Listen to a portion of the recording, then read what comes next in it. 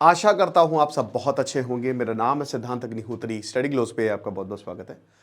दोस्तों, आज हम बात करेंगे जापान में एक मिस्टीरियस ब्लू लाइट दिखी है। चलिए, अगर आपने प्रॉम्प्ट इंजीनियरिंग का कोर्स लिया है तो आपको ये प्रीमियम ई बुक लेने की ज़रूरत नहीं है, उसमें फ्री है। इसका पीडीएफ नहीं मिलेगा आपको, मैं फिर से बोल रहा हूँ, इसका पीडीएफ नहीं मिलेगा। हमने जेमिनाई पे इस किताब को बनाया है। आपको उसको क्लिक करना है, जो पीडीएफ अंदर पोस्टर है उसको क्लिक करिए, आपको जेमिनाई पे पूरी किताब मिलेगी। 1000 के ऊपर प्रॉम्प्ट्स है। पीडीएफ पे हम काम कर रहे हैं, वो भी आपको अवेलेबल हो जाएगी, मात्र 100 रुपए की है। लेकिन अगर आपने प्रॉम्प्ट इंजीनियरिंग का कोर्स लिया है तो आपको ये नहीं लेना है। तो दोस्तों, ये नीली जो लाइट है वो दिखी जापान में। क्यों दिखी? देखिए, जापान जो है बहुत बहुत बहुत ज्यादा भूकंप आते रहते हैं। वहां पे रिंग ऑफ फायर में आता है। 4 टेक्टोनिक प्लेट्स के बीच में जापान है, हाईली अनस्टेबल। जो पैसिफिक प्लेट है वो डेंस है। वो यूरेशियन प्लेट, जैसे ये यूरेशियन प्लेट्स हैं। प्लेट्स क्या होती है? जिसमें पूरी धरती टिकी है, आपकी जमीन, आप ऐसे कह सकते हो। अब उसमें क्रैक्स पड़ रहे हैं, वो पास आ रही हैं, दूर जा रही हैं। तो अब क्या है कि जो पैसिफिक प्लेट है ना, वो यूरेशियन और फिलीपींस प्लेट के नीचे जा रही है, यानी कि सबडक्ट कर रही है। ठीक है, उसकी वजह से वही जापान आता है और उसकी वजह से भी भूकंप आ रहे हैं। अब जब जापान में भूकंप, क्योंकि वो एक आइलैंड है, 4 आइलैंड को मिलकर जापान बना है, इर्द गिर्द समुद्र, अगर भूकंप आएगा तो सुनामी वार्निंग इशू की जाएगी। 2011 में भयानक भूकंप आया जिसमें न्यूक्लियर पावर प्लांट जो है वो बर्बाद हुए, बच गए, वरना पूरी दुनिया पर तबाही मच सकती थी। लेकिन जापान ने भूकंप से बचने के लिए, भारत ने तो देखिए कुछ नहीं किया है। आपने देखा कि गोवा में जैसे आग लगी, फायर एग्जिट कुछ लाइसेंस नहीं, सब करप्शन है। और अभी भी दिल्ली बहुत भयानक सीस्मिक जोन में आता है, तो हम कुछ नहीं कर रहे। लेकिन जापान ने शॉक एब्जॉर्बर्स बनाया, बड़ा बेस बनाया है जो कि पूरी एनर्जी को एब्जॉर्ब कर लेते हैं। एक्चुअली होता क्या है कि ये प्लेट्स क्या करते हैं, एनर्जी होती है, आप पास जाती है, दूर जाती है, एनर्जी स्टोर्ड होती है, एकदम से रिलीज होती है। इसीलिए अर्थक्वेक को प्रेडिक्ट नहीं किया जा सकता, वो एकदम से होते हैं।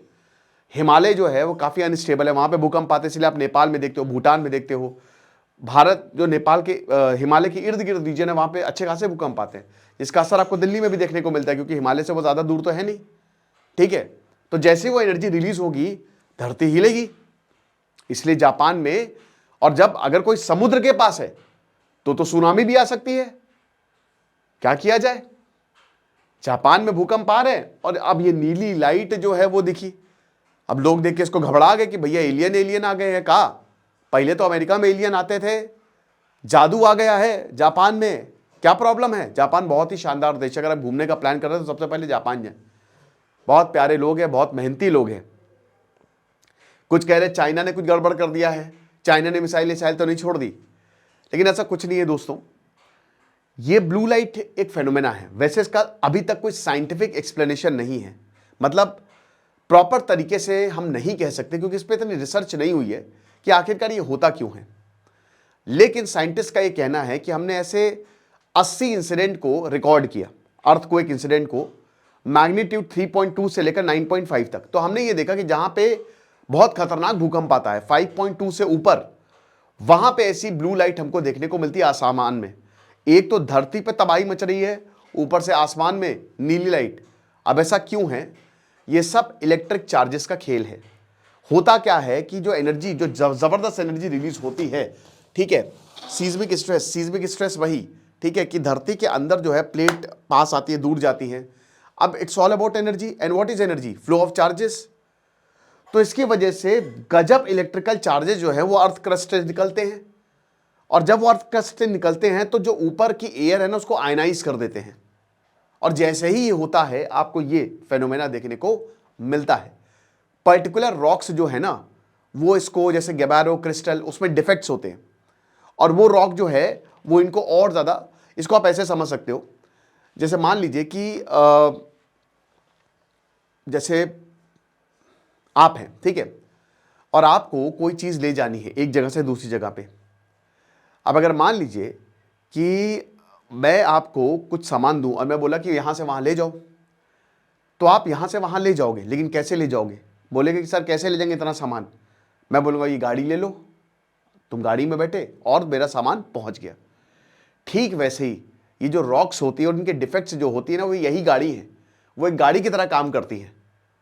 ठीक है, गाड़ी की, सॉरी, आदमी की तरह काम करती है, जिसको मैंने सामान, तो यहां पे सामान आ गया और जो एयर है, जो मीडियम है, वो गाड़ी है, तो उससे जो है इलेक्ट्रिकल चार्जेस आयनाइज होके ऊपर पहुंच गए। आयनाइजेशन क्या होता है? Ionization enthalpy, the energy required, जब एक इलेक्ट्रॉन निकलता है तो उसके लिए जो एनर्जी रिक्वायर्ड होती है, ठीक है, गेन या प्लस माइनस, आपने सुना होगा केमिस्ट्री में, फिजिक्स में, कि जब इलेक्ट्रॉन लूज होता है, ठीक है, किसी एटम से इलेक्ट्रॉन बाहर जाता है, इलेक्ट्रॉन ही तो है ना, अंदर तो प्रोटॉन और न्यूट्रॉन न्यूक्लियस के अंदर होते हैं, बाहरी शेल में इलेक्ट्रॉन्स होते हैं, तो जब इलेक्ट्रॉन जो है वो बाहर जाता है तो वो क्या है? प्लस में, और जब इलेक्ट्रॉन अंदर आता है, ठीक है, तो वो माइनस चार्ज आता है।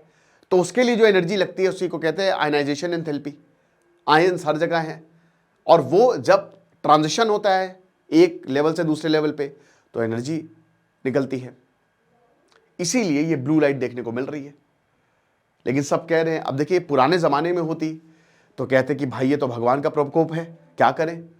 लोग पता नहीं कैसे, भाई एस्टेक एम्पायर, साउथ अमेरिका कितना खतरनाक एम्पायर है, सोलर इक्लिप्स को लेकर उन्होंने एक भ्रांति बना ली थी और वो लोगों की बलि देते थे कि पूरी धरती पे अंधेरा हो गया है, इसलिए लोगों को मारो, लोगों को मारोगे तो भगवान खुश होगा।